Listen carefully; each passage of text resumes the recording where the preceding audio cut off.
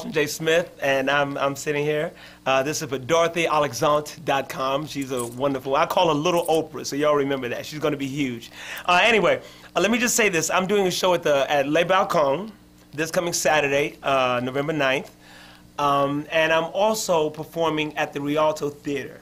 And I'm doing a salute to James Brown. James Brown has been my lifelong childhood idol and hero, after my mother, of course, my childhood idol, and because of his work ethic and his intensity. He believed in every performance, every show, every song, every lyric, and he performed every show like it was the only show in the world, and I love that. That's when I take the stage, it's not just another gig for me, or I'm not doing it to get paid. Yes, I want to be paid, but I'm doing it because I love it and because it's something I feel like I have to do.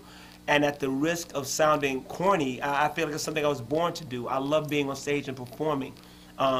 There's nothing like sharing of your soul and of your heart with a room full of strangers. That's really what it is, and then you all come together.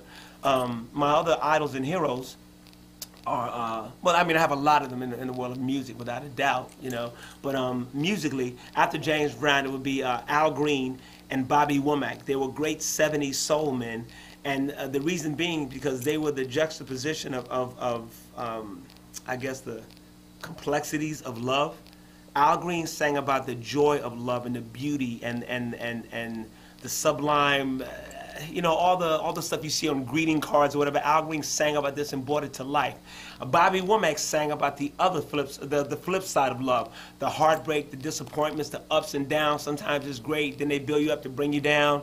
You know, and when you have both of those, it offers a well-rounded. Yes, everybody would love to sing Whitney Houston's "I Will Always Love You" and stuff like that, but with love, there's ups and downs and turnarounds, and Bobby Womack and Al Green gave me both sides of that. And that's why these people were the first of my tattoos. I got all my heroes' names tattooed on my arm: James Brown, Al Green, Bobby Womack, Sly and the Family Stone, Sam Cooke, Otis Redding, Wilson Pickett, Johnny Taylor, Joe Tex, Tom Waits. That's an altogether different artist, but there's a reason for that. The Temptations, Marvin Gaye, Curtis Mayfield, Teddy Pendergrass, DJ Rogers, Willie Hutch, Michael Henderson, Glenn Goins, Ray Charles. Some of these names you may not be familiar with. They didn't have #1 records, but the lyrics and the music they created was so intense and so real. And back then, rhythm and blues, R&B, soul music, it taught me everything I needed to know about being a man. I don't get that from the music that's out there now. The music these men made taught me to respect myself, respect my woman, respect my mother, respect life, respect people around me. They taught me how to dress, how to carry myself. And that's why the music means that much to me. And that's why I had their names tattooed on my arms. I wanted to be these guys. Some people say, well, how come you have Aretha Franklin there? I didn't want to be Aretha Franklin as much as I enjoyed her.